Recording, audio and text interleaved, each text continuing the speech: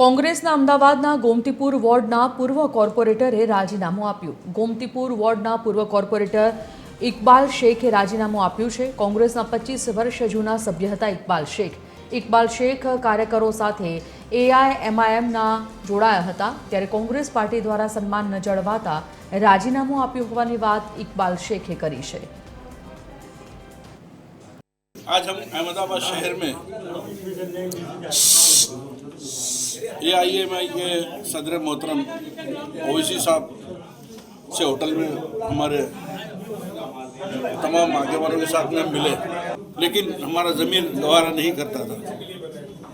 लेकिन कुछ समय से ऐसा लग रहा था कि हमारे साथ में पार्टी के कुछ लोग काफ़ी अन्याय कर रहे हैं हमारे साथ।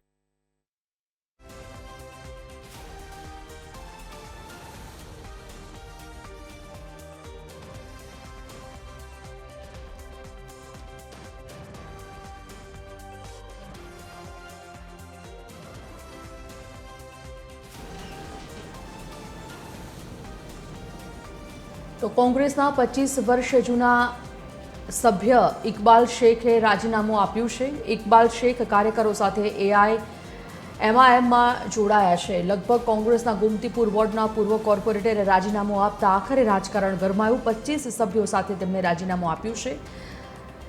ગોમતીપુર વોર્ડના પૂર્વ કોર્પોરેટર કે જેમને અસંતોષ વ્યક્ત કરતા કોંગ્રેસ પક્ષ છોડ્યો છે। 25 વર્ષથી તેઓ કોંગ્રેસમાં કાર્યકર તરીકે ફરજ બજાવી રહ્યા હતા। આખરે તેઓએ એઆઈએમઆઈએમનો હાથ પકડ્યો છે અને ત્યાં તેઓ પોતાના 25 સભ્યો સાથે જોડાયા છે। કોંગ્રેસના ગોમતીપુરના પૂર્વ કોર્પોરેટર ઇકબાલ શેખે રાજીનામું આપ્યું છે।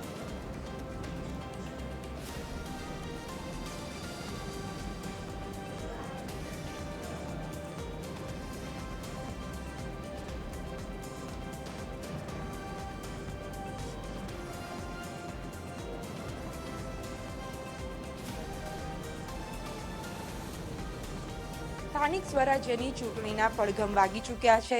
દરેક પક્ષના લોકો પોતપોતાની ઉમેદવારી નોંધાવી રહ્યા છે, ત્યારે કોંગ્રેસ પક્ષના પૂર્વ કોર્પોરેટર ગોમતીપુર વિસ્તારના ઇકબાલભાઈ શેખ કે જેમણે કોંગ્રેસમાંથી રાજીનામું આપ્યું છે, શું કારણ છે રાજીનામું આપવા માટેનું અને કેમ આટલા વર્ષો પછી રાજીનામું આપવું પડ્યું? ઇકબાલભાઈ, 35 વર્ષ પછી રાજીનામું આપવું પડ્યું, શા કારણોથી?